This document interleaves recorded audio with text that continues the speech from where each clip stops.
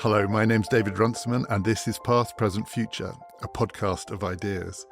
Today, we're talking about one of the biggest ideas of political philosophy of the last 100 years, John Rawls' theory of justice. Daniel Chandler has written a new book in which he argues that a 50-year-old philosophy can actually explain how to make justice real in the 21st century. And I'm joined by Leah Ippy to work out if that's really true. Did Rawls show how liberal democratic capitalism could be free, fair and equal? Or did he really show why that's always going to be a pipe dream?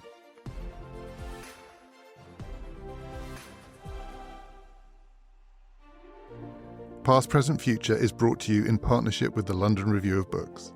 Listeners can subscribe to Europe's leading literary magazine for a special rate at lrb.me/ppf. That's lrb.me/ppf.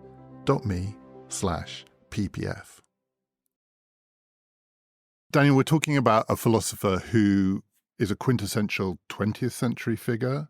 His life more or less maps the century. John Rawls fought in the Second World War. His great book, Theory of Justice, was published in 1971, so more than 50 years ago.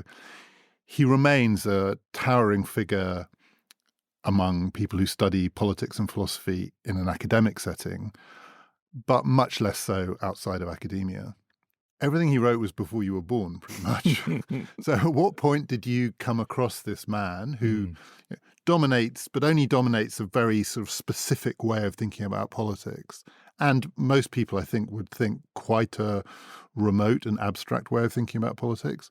At what point did you encounter him and think, this actually has the answers to how we should do it, rather than just how we should think about it? Yeah, I guess I first encountered Rawls as an undergraduate studying the history of political thought at Cambridge.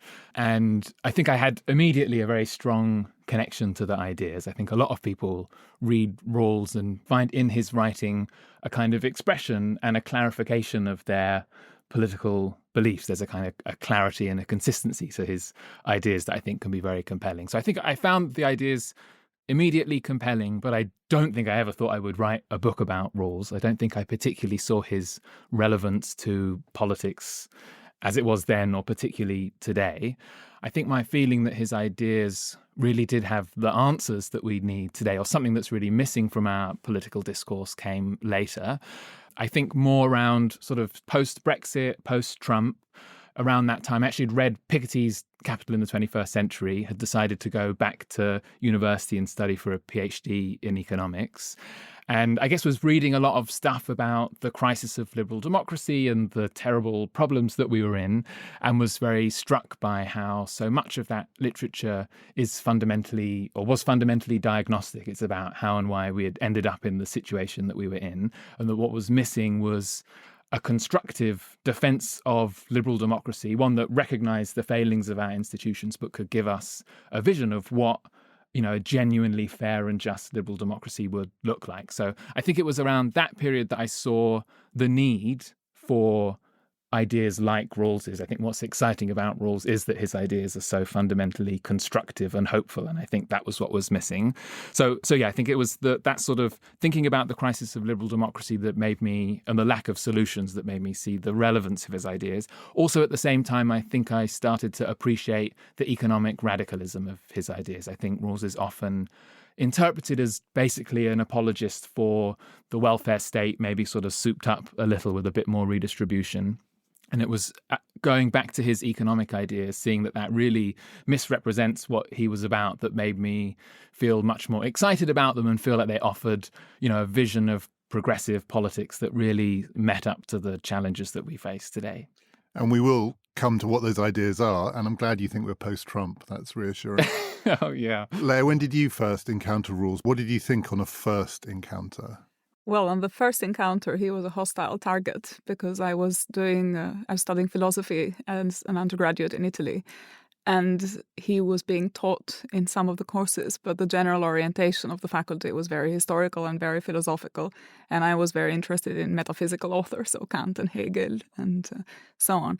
And Rawls, to me, seemed, I was very dismissive at first, because this idea that everything in Rawls and Rawls's method is based on the social contract, if you've actually studied all the social contract tradition, it seems like when you read him as an undergraduate who doesn't really know a lot about the world of philosophy, he comes across as someone who's just synthesizing some very basic ideas and makes them very plain and accessible. And for someone who's used to these kind of difficult big texts of, Hegel and so on, he can be a bit off-putting for someone who's, studying philosophy because they're interested in difficult subjects. And I think that's what's very interesting about Rawls, is that he's not a kind of flashy author. He's not someone who is someone who kind of drives you in the conversation and has a lot of complexity and a lot of nuance, but you don't immediately see either the complexity or the nuance, or, as Daniel was saying, the radicalism of it right away. So it was only when I then moved from a more continental environment to a more Anglo-American analytical political theory environment that I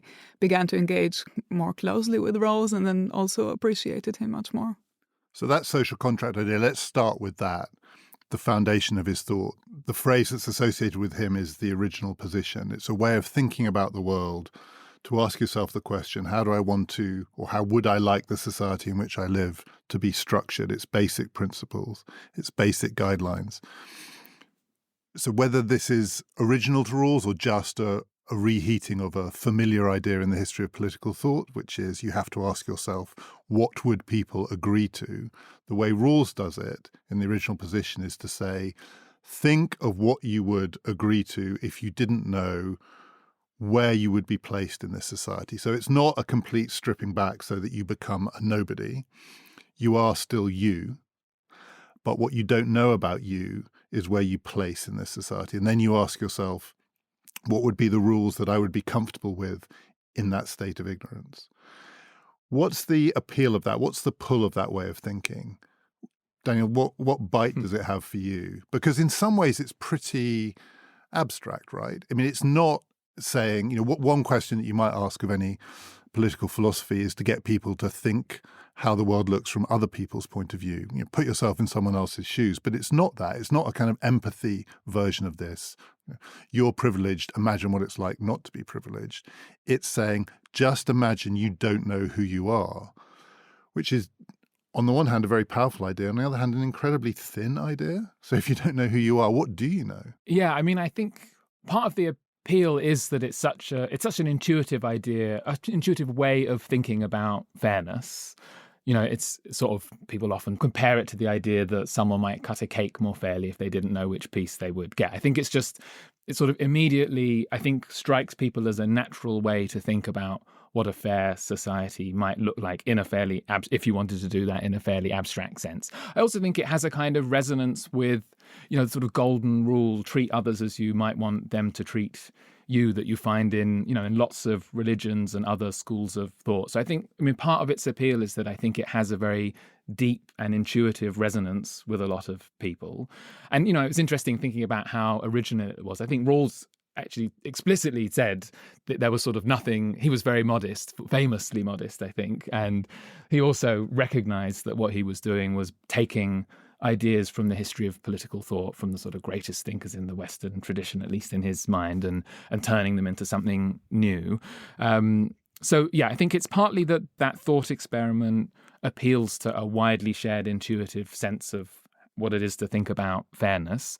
But I think what's exciting about them is that it takes this very familiar and kind of thin ideas like, that laws should be justified to everyone, that just because a law benefits you doesn't mean that it's fair, that people should have an equal say over the laws that govern them, takes these basic premises that I think lots of people find very natural and even obvious, and then turns them into a set of principles, Rawls's principles of justice, which I guess we will come to, which are, which are very radical. And, it sort of starts from somewhere that is almost, it seems obvious, and like who would disagree with this way of thinking? It might seem a bit abstract, but, why not give it a go? And takes you somewhere that's quite surprising.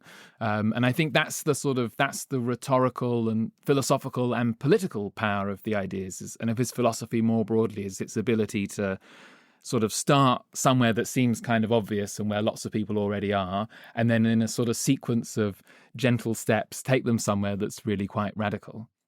So I think there is also something, again, about Rawls's deceptive simplicity in asking you to concede that the starting point is the social contract and the question of the social contract, because I think it basically asks you to concede a certain point, certain way of thinking about ethics, which rules out half of Western philosophy, which is the idea that ethics is made of ideology, it's made of interests, it's made of a certain way of thinking about manipulation of preferences, it's made of individualism in many ways. And it always makes me think about, in the Republic, in Plato's Republic, there's this big discussion between Socrates and Thrasymachus about what is justice. And Thrasymachus says justice is the rule of the strongest.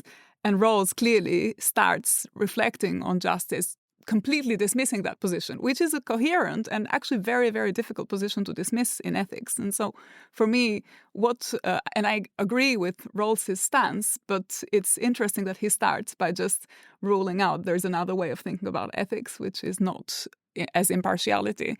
And I think the original position is effectively a device for modeling impartiality, which is, again, a standard theme in the history of moral philosophy and history of political thought. But one that is actually quite a big ask. Yeah. But I feel like Rawls would recognize that what lots of people have called justice in the past is just what the powerful want, what benefits the powerful. In a way, I think of the original position as recognizing the degree to which common sense notions of justice reflect just the interests of powerful groups. And it's a device for getting around that, for helping each of us to step back from the way in which our particular point of view and prejudices and interests inevitably come to influence our day-to-day political views and to sort of scrutinize and criticize them. So in a sense, I think you're right that he's putting forward a view that justice should be, a normative view that it should be built around a notion of impartiality, but not that he's not denying, I suppose, that in lots of cases in the history of sort of thought and politics, that hasn't been the case. Yeah, right. But I mean, the point, I think, would be that if you then press further and ask, is it possible to step out of your individual position of ideology and so on, then, again, half of Western philosophy would say no. And that is, that Thrasymachus position. You find it in Nietzsche, you find it in Heidegger, you find it in Kierkegaard, you find it in the German Romantics. There's a lot of counter positions. And it's actually interesting to me that a lot of Anglo-American philosophy starts by just making it sound as though it's obvious that is the right position, because it's not. It needs to be argued for, and there are ways of arguing it. But but the fact that you start with that is, I think, already a big step. Because you could say that part of the challenge that a Rawlsian approach faces is it's got to persuade the strongest, right? So this is a very intuitively appealing thing, but it's sort of intuitively appealing, you might say, for kind of regular people to think about where they stand, middling people in a social democratic society. But it's also got to persuade the people with power. And they may also agree that in a nice thought experiment, if they didn't know they were powerful, this would be a very powerful argument. But unfortunately, they do know they're powerful. And that's where it has to have teeth. Does it have those teeth? Yeah, actually, I'm not sure that it does have to persuade those who are in power. I mean, Rawls's philosophy, it's a philosophy for a democratic society. It has to persuade enough people to elect a government that will maybe constrain the power that the powerful currently have. I don't think it rests on an idea of politics where we all have to actually agree in practice that these are the laws that we want to be put into place. I think what it's trying to do is to reassure the broad majority who maybe are not part of a powerful elite that reducing the power of that elite is justified, and to persuade them that they should go ahead and do it. But they should do it even if, we don't need Jeff Bezos to agree to give up all of his money in order to enact laws that would force him to do so. And similarly, we don't need to persuade political elites to reform campaign finance. We need to persuade enough people that that's justified and doable, and then we should do it. So that does, and we'll come on to this, rest on an assumption that power lies in a certain place in democratic societies, and we'll come to that because it's not completely clear to me that is where the power lies. But let's get to the principles themselves. Yes. So, Daniel, as you said, on one level, this is an intuitively non-controversial and quite straightforwardly appealing idea, a bit like cutting the cake. If you said to people, does this sound fair to you that if you're cutting a cake, you have to do it from a position of ignorance rather than just give yourself the biggest piece? But Rawls also then insists that under those circumstances, we would agree, all of us, in the end, on what the broad principles are. So not just that we would agree this is a way of constructing fairness, but we would construct the same version of fairness. And it comes in three parts, and we'll try and do all the three parts. The first part is an idea of freedom, and Rawls says freedom comes first in that sense, liberties. That we would all agree that not knowing where we are in this society, we would want protection from certain kinds of infringements of our basic freedom. But as you say, Daniel, in your book, part of the radicalism of Rawls's version that people often miss, they say, well, so he's basically a liberal with some social democracy added on. But his description of what the freedoms are include political liberties, as he calls them. So it's not just classic negative non-interference freedoms. People will leave you alone, not even perhaps people won't dominate you in particular ways, but you will have outlets for your political views. That's a version of freedom that you would not give up under any circumstances. Leah, I'll start with you. What does that mean to you, that political liberty part of it? How do you flesh that one out? But the way I understand it is, first of all, that it's not individualist in the sense that it's not just about the freedom of, doing whatever you want and saying whatever you want. It's a relational idea of freedom. And so it's a set of freedoms that are defined in relationship to how other individuals think about freedom. And I think most importantly, where political freedom has to have fair value, as Rawls says. And I think the fact that there is this relational element and this fair value of political freedom also shows you how just at that level the theory is really revolutionary. Because in most of our societies, political freedoms don't have fair value in the sense that you have freedom of speech for people who have the means and the education and the opportunities to articulate themselves, who have a certain background, and others just don't. And that already shows you that already at that level, the theory is extremely powerful, and I think gives you a kind of critical perspective from which you can assess all the freedoms that we take for granted. Freedom of association, the freedom to vote. If you have a political party system, for example, in which options are presented to you, defined in a certain way, parties are funded in a certain way, you have campaign finance where there's no limits to how much you can contribute for a particular campaign, that means that the offer is presented to you in a way that is already skewed to give an advantage to the rich when they articulate their ideological offer and then when you go and vote. And that's, as I say, I think it's important to see that that's that relational element of freedom that is defined in a non-individualistic way, in a almost anarchist way, in a non-libertarian way, already at the very basic first principle of liberal societies. So could you say, Daniel, the critique of Rawls that he's basically a liberal and then he tacks on redistribution, misunderstands the ways in which the first principle, the principle of liberal freedom, is itself inherently redistributive, right? It requires certain goods, social goods, to be much more fairly or evenly or equally distributed than they are, including in most liberal democratic societies. Yeah, yes, exactly. I think that first principle, I don't know if I would necessarily call it redistributive, but it definitely would implies limits on inequality that we haven't done anywhere near enough to put into place. And that, it's this, I think as Leah said, this idea that political freedom, it's not only formal freedom, it's not just the right to vote and freedom of speech or assembly, it's the substantive freedom to actually have equal opportunity to exercise your political liberties, to engage in politics, to influence political decision-making. And I think Rawls he recognizes, even though in his sort of typically subtle way, he doesn't highlight how revolutionary that idea is, but he's very explicit that no democratic society is even close to achieving that ideal of political equality, and that nowhere's ever really tried. And, I suppose part of what I'm trying to do in my book is sort of pick up the sorts of policies that we would actually want to put in place if we took that principle seriously. I think the place that I would start would be completely changing the way that we fund political parties. So in 2019 in the UK, just over 100 super donors being responsible for more than half of all donations to political parties, that group giving nearly £500,000 each. And that's just the most blatant violation of Rawls's commitment to political equality that you could think of.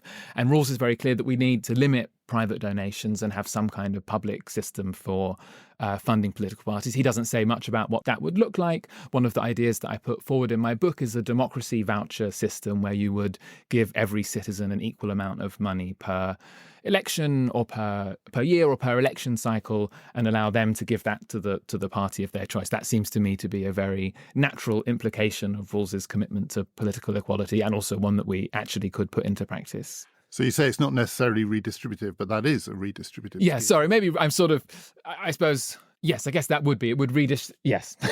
But the other thing that does rely on is people wanting to exercise those freedoms in that way. So it does make, doesn't it, some assumptions about most people's willingness to engage with politics in that way and at that level. I don't know whether I'm being too skeptical here, but it's quite demanding, isn't it? It is, yeah. Can I just come just with one more thing? I think as well as the other part of achieving this ideal of political equality, that idea of a different way of funding political parties is in a sense a way of insulating politics from the inequalities that exist in society. I think that's one part of the strategy that's needed. And then the other is just to limit the largest inequalities themselves. I think no matter how much you do to try to insulate politics from inequality, if some people have billions of dollars, they're going to find a way to influence politics. And I think that's the other, also, I guess, redistributive implication of Rawls's theory, is that just there's a certain level of inequality that just isn't compatible with democracy. Well, I think your question, David, in a way is answered by assuming the social contract. So if you start by thinking about the social contract, and if you start by thinking about politics as the fundamental kind of elementary force of basic human relations, which is what the social contract device does, then you're already presupposing, again, a certain way of thinking about the relationship between the individual and the collective. And Rawls famously says, there is no metaphysics and it's all political and so on. But I think in thinking about politics in that way, there is a metaphysical foundation in a way, and there is a certain way of thinking about the human being, the person, and social relations and morality ultimately. So, but I don't have a problem with that. I think that's all good. You think that's what we are? Well, I think if you're thinking about politics in that justificatory way, and if you're committed to the ethical project of figuring out how should we relate to each other, not just as moral individuals, not just as moral people, but also as political beings who have to share a certain structure of cooperation, who have to relate to authority in a certain way, who have to think about these questions of power and how you justify power, then you're inevitably going in that direction. And I think that's the better direction to go in than the one that goes, back to where we started, Thrasymachus, and it's all ideology, it's all manipulation, it's all preference. Forcing and so on. But it still faces that challenge, which is sort of where we started. So Daniel said he first read this book as this sort of bracing, engaging philosophical text, and then later, in a particular situation of crisis of liberal democracy, thought it was something that could actually translate out and have a grip on a world where people seem to be drifting away from some of these ideas and ideals. But, most people don't want to do politics. Most people don't want to spend much of their time thinking about the world in that way because it is so demanding. I mean, it doesn't mean that they want to therefore just say, oh, fine, let's just say justice is what the strong say and give up on it. As it were, most people are, relatively speaking, willing to step back and blinker themselves from the demands of this way of doing politics. I mean, it might sound trivial, but give people democracy vouchers, they've got to spend them, and they might well not. And they might well not because they want to let the powerful rule them, but because under conditions of liberal modern life, many of us don't want to do that kind of demanding relational politics. But then I think we get back to the question of things will be done to you. So you will either engage with politics in a way that asks for reasons and gives reasons, and then you enter the project of defining what reasons are and what are acceptable reasons and unacceptable reasons or not, and so on. Or you're just a passive recipient of the force of others and of So you will power. be in the world. So you're anyway in that world. Yeah. And then the question is, how do you engage with that world? And do you engage in a way that assumes that reason has some force? Or do you just say, oh, well, it doesn't matter, it's all... And that's why it's the first question of politics in a way. And that's why I think Rawls, it's the right thing that he starts by saying, well, let's just rule out this way of thinking about politics and let's now define it from a more moral perspective, what that means. Although I'm not sure that's quite how Rawls would put it, but this is how I understand him. And that's why I put him in that tradition of political thought. part of the Rawlsian response, I think, would be to persuade people to say that, if we want this thing, we want democracy, then a certain level of political engagement is going to be required, and that the state can take an active role in trying to make that happen. So I think, that could come through civic education, or the role of the education people in teaching people about the values of democracy and the importance of political engagement. It could also come through compulsory voting. So I think there's sort of resources within Rawls's theory to try to bring about at least the minimal level of engagement that's necessary for a democracy to survive. On the other hand, I think Rawls, he talks about designing a realistic utopia, and part of his realism is the idea that we should take people as they are and not as we wish them to be. And I think, there's a degree to which we might want to encourage people to engage in politics, but we also have to accept that it might be that lots of people want to spend their time doing other things. And that would then be a reason to design our political institutions in a way that works with people who don't necessarily want to spend all of their time in politics. I think that would be part of the justification for a fundamentally representative democracy where the day-to-day demands on most people are not that great. And I think Rawls accepts a degree of division of labour in society, that some people will devote their life to politics and others won't. And I think part of the reason why that is the right way to go is this pragmatic recognition that a lot of people have other things that they want to spend their lives doing, and that's fine. But if we have to sort of work with that, find a way to make it work, despite the fact that some people won't want to be so involved. So I don't want to be the super skeptic here, but there's this big gap between what Leah was describing and, say, compulsory voting or civics education. They have compulsory voting in Australia, right? Mm-hmm. It's not a Rawlsian paradise. It's not even close. It's not actually that different from here.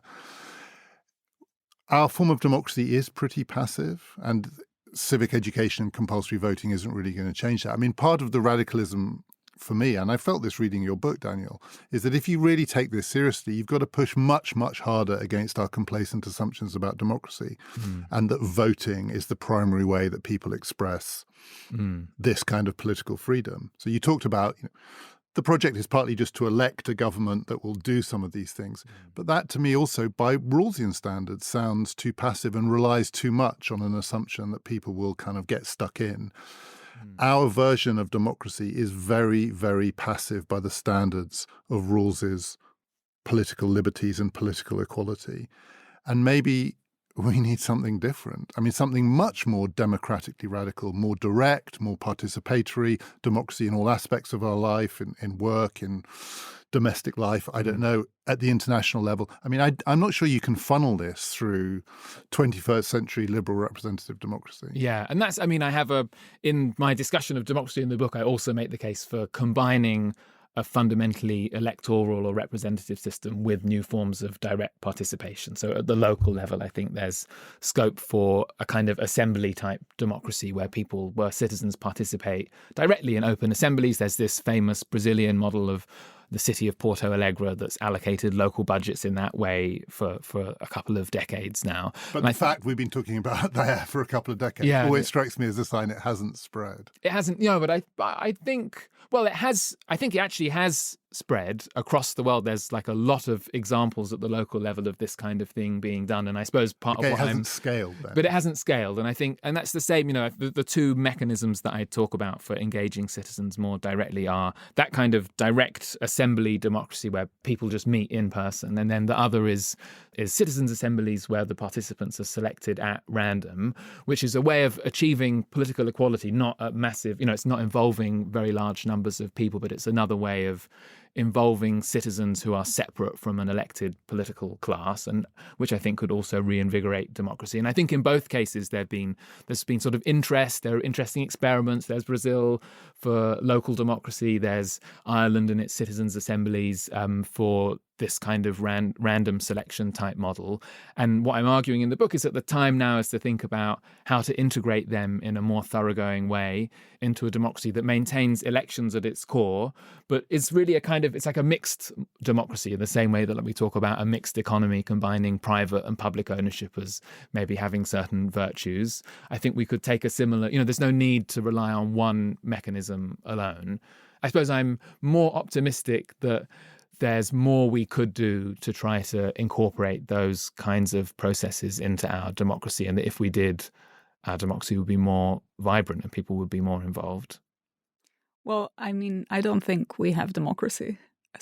And I don't think we have democracy because I don't think democracy and capitalism are compatible. So all the pathologies that you were describing, I think, are pathologies of living under a particular economic system that then shapes preferences and forms views, and that articulates and channels debates in a certain way.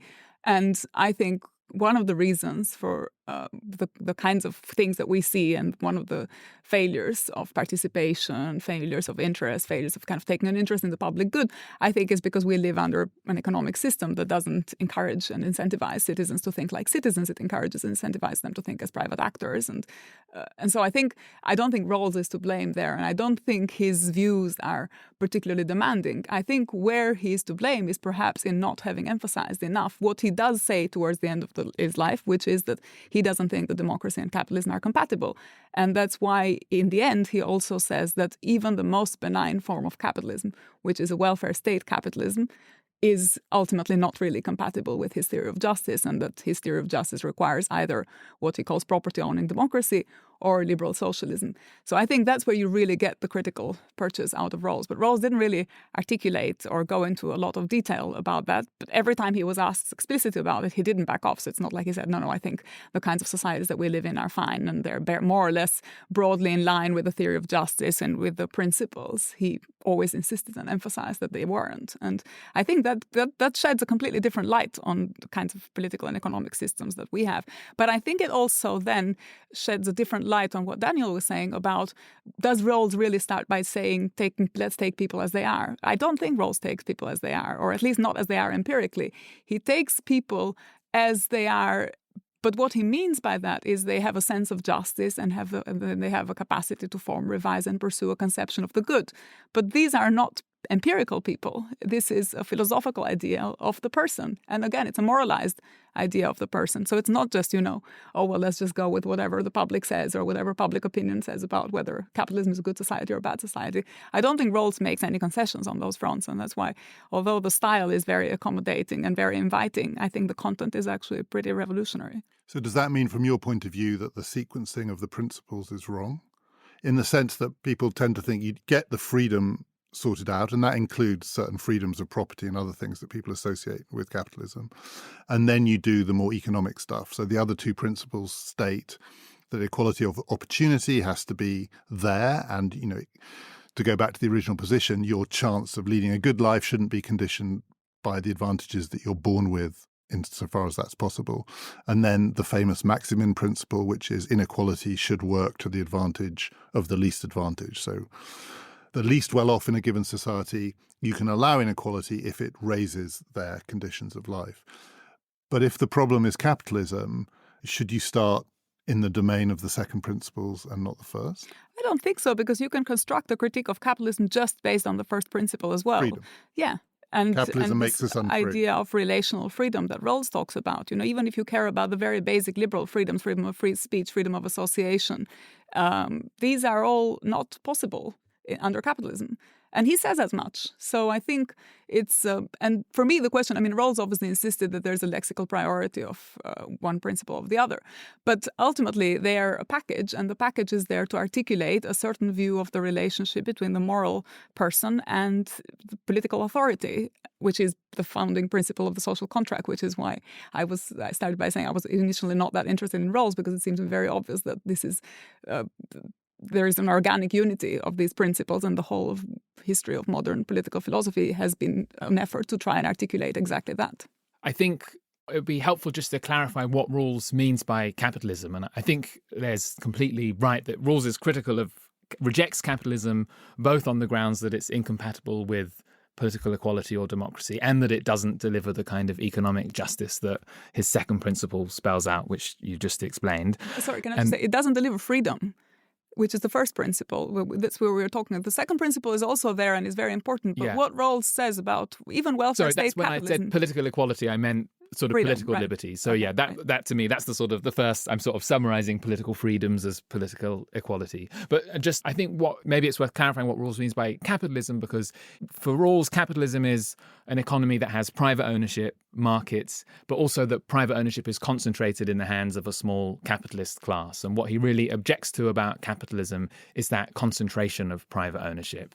And then he sets out these two different regimes that might be compatible with political freedom and with his vision of economic justice. One which is a liberal socialist regime where private property is owned. Companies operate in a market context but are ultimately owned by the state, or a property-owning democracy, which is also a market-based economy where property is privately owned but very widely, if not completely equally dispersed. And he's both of them he characterizes as alternatives to capitalism. But I think, anyway, it's just because some people, I think, when you say not capitalism, I think they might think that's also a rejection of any form of markets or private ownership, whereas obviously Rawls sets out these two different options. I think that's very important, though, to clarify, because I don't think socialism is about rejecting private ownership. In fact, I think socialism is premised on private property, and it's premised on the exchange of private property. Some people privately own themselves and their bodies and their labor power, and other people own the means of production. And so I think this is one of the biggest caricatures of socialism, to say that socialism is against private ownership, because in fact the difference between socialism and other ways of running the economy that you've had, in the feudal past or in slave-holding societies and so on, is that it's based on a formal contractual equality between the people who sell something, and what they have to sell is just their labor. And so they own themselves and they own their labor, and the people who have the means to buy something. What the difference is about, I think, is really what kind of ownership we're talking about. And I think the difference between a liberal and a capitalist regime, it's about the ownership of, what Rawls would say, the commanding heights of the economy, or the big means of production. So the big companies, where then you can really see how asymmetries of power and bargaining capacity impact how much people have and in what position they enter the labor market and so on. But I think it would be really good if people actually try to be a bit more sophisticated in how they discuss ownership, because I don't think that the difference between socialism and capitalism is about ownership at all. Because, as I say, socialism starts by recognizing that there is equal ownership on paper, but then when you try and articulate and clarify what that means, that's where you get the problems. But it's premised on the idea of recognizing ownership, the ownership of workers over themselves, which is different from, say, slaves who didn't own themselves and didn't have anything to sell, and that's why they were slaves. I think part of the appeal of Rawls's theory is that it exactly allows for that conversation, because Rawls is very clear that the kind of property that's an absolute non-negotiable is ownership of personal property. Your clothes, your personal belongings, maybe a house, and not the ownership of the means of production. He's sort of open-minded about whether the means of production should be privately owned by the state, maybe owned in worker cooperatives. That's all, depending on what works best to facilitate democracy and to promote economic justice. What's helpful about Rawls is you can almost set aside the definitional questions about what exactly is socialism, what's liberalism, and have a clear discussion about just what kind of property, what kind of regime of property is justified. So can I ask a question about the relationship between equality of opportunity and then the Maximin principle? So the Maximin principle focuses on the worst of. But we've just been talking about societies like ours, where so much wealth and power are hoarded by a few right at the top. There are concentrations of wealth and power, which makes equality of opportunity very, very difficult to come by, because so much is closed off. And so many advantages still are advantages of birth. The Maximin principle implies, being quite relaxed about wealth at the top, as long as it brings up people at the bottom. But equality of opportunity doesn't sound like it's compatible with being relaxed about wealth at the top, and being relaxed about particularly the ways in which different kinds of power tend to concentrate in particular places and with particular people. Daniel, you write about the need to reform the news media in control of information. Well, control of information, control of big companies and corporate power, political power, the ways in which people are obsessed with nepotism at the moment because they've noticed that in societies like ours, the kids of wealthy people end up wealthy, the kids of actors end up as actors, the kids of politicians end up as politicians. Family still really sort of structures this. Is Maximin a distraction? Should we really be focusing on breaking up the way that money and power go together at the top to deliver on what Rawls believed in? Well, I think both equality of opportunity and maximin, or the difference principle, as Rawls calls it, they both add something different. I think you're right that equality of opportunity just on its own, I think it's sometimes dismissed as the sort of weak version of progressive politics, as if it's not a very radical principle. And I think that's a massive misunderstanding. And all politicians, it should be said, are in favour of equality which is of opportunity. that's part of the political potential of that ideal, is it's both incredibly widely shared as something we should be aiming for right across the political spectrum. But you don't have to look very carefully to see that we're falling a really long way away from achieving it. And part of, the school system, the kinds of things that we normally hear about as the things that might allow us to achieve equality of opportunity, even in an unequal society, I think are really important. But there's a degree to which we can compensate for the inequalities that exist between families by investing much more in early years education for children from disadvantaged backgrounds, or providing that on a universal basis. Tackling maybe, in the education system, focusing resources on disadvantaged children in schools. I make the case in my book for abolishing private schools as another way that would make the education system work in a way that really promotes equality of opportunity. But I also agreed that there's a limit to how far any education system can compensate for the inequalities that exist in our society, and that equality of opportunity on its own also requires limits on inequalities of income and wealth. I think it's helpful to have a conceptual distinction between equality of opportunity and equality of outcome, but in practice the two are obviously closely related. And parents' outcomes are children's opportunities, and you can't have equal opportunities for children unless you, at the very least, I suppose my order of priority would be first to eliminate poverty, because I think it's growing up in poverty that's the biggest barrier to equality of opportunity, and the gaps in terms of, the strength of the relationship between parental resources and how children do in life are strongest right at the bottom, but also then right at the top.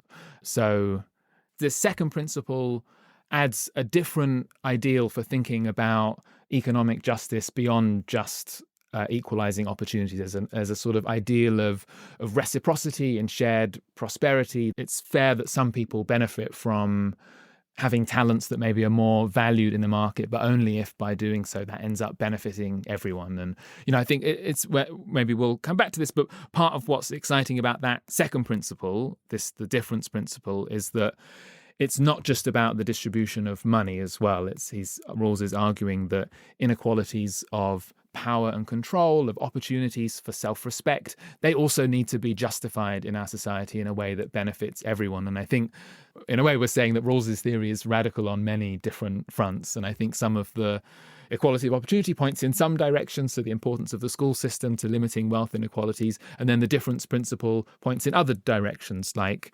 democratizing the workplace. I think what's really interesting about the way in which the equal opportunity principle and the difference principle come together is that the difference principle is supposed to tackle the structural traps of meritocracy. In a way, we live in this world where we think, if you can have equality of opportunity, then you'll have real meritocracy. And what Rawls does is in some ways show that actually there is a need for thinking about how meritocracy is not just about how the individual performs and what opportunities the individual has, but also thinking about the structural gaps in society and how you can have disadvantage that is reproduced along these structural lines. What's really interesting for me, and if I can be a little bit more critical of Rawls at this point, is that having seen the structural traps in domestic societies, so in liberal capitalist societies that we live in, Rawls is completely oblivious to the fact that there are structural traps in the world as well, and that there is an international global system where countries fail to perform, and where what he does is in some ways he takes the meritocracy principle or gives you a much more sophisticated critique of the meritocracy principle within domestic societies. But when it comes to the global order and when he comes to reflect on what a just global society of states would look like, there is no version of the second principle. There's only a version of the first principle, and there's no requirements for global equality and so on. And I think that's where Rawls isn't radical enough, and in some ways fails by his own standards, because he sets up this really demanding ideal of justice for liberal Western capitalist societies. which acts as a vehicle of social critique. But when he comes to reflect on the world, where you have the same kinds of inequalities and sometimes with even more profound impact on the lives of states and people who are situated in certain states and who are born in certain countries, the critical punch at that level is gone, because what you get is a version of international society. Well, you have international human rights, and you have something like the United Nations, you have global institutions of the kind that we more or less know, but without the kind of critical purchase that you get in Rawls's domestic theory. And it's really interesting that, having seen these structural traps in domestic societies, he really doesn't reflect on how the same structures are present in the world, and in fact give the rich a way of escaping from the constraints of social democratic domestic politics within rich societies, because there is this global state of nature where they can do things and they can go and invest where labor is cheap and where there's no regulation and where there's no financial capital regulation and so on, all the things we know. And Rawls doesn't really have a lot to say to address those things. Yeah, I sometimes think if you conceive the original position as sort of, we're up somewhere in the clouds and our name is being pulled out of a hat, and before we know what comes out of the hat, what are the rules that govern the society in which we live, what people would want to know is, what country am I going to be born in? Not where am I going to be in a given country? They would prioritize that. There's a huge difference between the name comes out of the hat and you're going to be in Japan, and the name comes out of the hat and you're going to be in South Sudan, right? That would be, I think, most people's priority. We want a world in which that's not the overwhelming difference. Now, I know what Rawls and a Rawlsian would say, which is we do not have the political instruments for doing Rawlsianism on that scale, which we do within domestic settings. So you could say, a radical version of Rawls is anti-meritocratic in the pejorative sense, in that, all politicians believe in equality of opportunity, but all politicians also believe in sort of centres of excellence and concentrating excellence and getting sort of universities in places where there's economic growth. And so I live in Cambridge, one of these centres of excellence. And I just think it's absurd that everyone thinks this is a good thing, that all the smart people come there and all the rich people come there and all the smart kids come there, and this is going to make for a better and fairer world. Whereas an obvious thing that a state could do would be to redistribute those opportunities across, say, Britain or even England or even the east of England, to be frank. But there is no scope for doing that internationally. I mean, I'm looking at you, Daniel, though really it's a question for later. But on the one hand, the sort of moral force of this argument is overwhelming at the international level. And on the other hand, it's easy at that point to feel defeatist. Because what would be the mechanism that would make people think South Sudan versus Japan is not where my fate is ultimately bound up? What would be that mechanism? Yeah, and I think you're right. I think part of Rawls, the reason Rawls focuses on domestic justice is just pragmatic, the reason that you've just set out. And actually, I'm not really going to try to defend Rawls against Leah's critique, because I think that his theory of global justice is not as strong. And my book is really all about how his theory for domestic justice, his core theory of justice, has so much to offer us. And I've kind of intentionally not strayed into the global sphere because I think I'm not as sure. It's not my expertise, and I'm not as sure that his theory either is as widely accepted or as easy to justify. I think maybe a couple of things to know. I think one thing is, I think Rawls is right that what we owe one another, what justice depends on the nature of the relationship that we have to other people, and that we have stronger, different obligations to our family members than we do to our fellow citizens, and similarly we have different and stronger obligations to our fellow citizens than we do citizens of other states, and that's because we are in a very particular relationship with other citizens. We share the coercive political power of the state, and we need to justify how that power is used, and there's a very high standard for justifying that power. And Rawls's thought experiment, the original position, sort of embodies that very high standard of justification. You need to justify the use of the coercive power in the state in a way that you need to justify it to everyone from every position that they could end up in society. And I guess that the reason why he thinks a different and weaker standard applies in the global sphere is that we don't share that kind of power. And if there was a global state, then I think his domestic principles would apply, but he sort of just pragmatically says, but we don't, there's not much chance of that happening. And so instead he has a different, he reformulates the original position when he comes to think about justice between countries in a different way, as a relationship between countries rather than between individuals. Well, so one of the things to say about the difference between the domestic and the global original position. So Rawls rethinks the original position when he reflects on what he calls the law of peoples, right? He thinks about global justice, and in the global original position, the representatives are states. And in the domestic original position, they're not states. But one of the criticisms is that when you think about the transition from this kind of non-ideal to the ideal society, even at the domestic level, in Rawls's original position, there is this assumption that people enter by birth and leave by death. So exit is not really an option.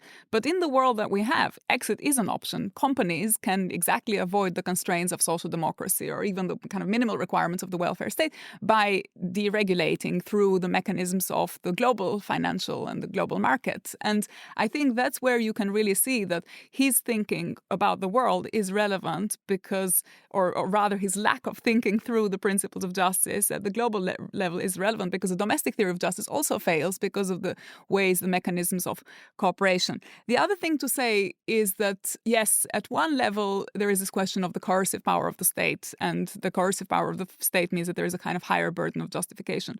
But the state is not the only coercive institution. And in fact, in capitalism, it's not the state that is the coercive institution. It's the market that coerces, or the capitalist market that coerces, and that deploys the state system, relies on the state system for a very distinctive kind of coercion, which is based on the lack of cooperation between states. So the fact that the theory of justice at the global level doesn't have the tools to set up and to deliver a proper, robust defense of both freedom and equality is very problematic in the world in which we live, because it means that we can't really do anything, because the world in which we live is exactly the way David was saying. It's with the domestic problems that we face are the result often of global problems. And if you don't have a robust mechanism and a robust theory that enables you to articulate at the global level, then you can't do anything even at the domestic level. I think if we need to reform international institutions in order to make domestic justice possible, I feel like that would follow very naturally from Rawls's original theory of justice. That, if we want to achieve his very demanding principles within a society, then societies are also going to have to cooperate in a particular way. I suppose what's different is that they're doing that in order to achieve justice for themselves and not necessarily to achieve justice for other countries. And that's where the sort of two perspectives depart. Well, I mean, I think it really is about what is the unit of concern. So is the unit of concern your fellow citizen, as it seems to be if you only focus and you prioritize Rawls's domestic theory of justice, or is the unit of concern the human being, and then it becomes a moral theory for the world? And so I think but there is a lot of difference there, because it gives you a very, very different theory of the state, a very different theory of political action, a very different set of assumptions about political institutions, about parties, parliaments, democracy. Once you question the state, then you have a whole different way of thinking about politics. One last question for both of you.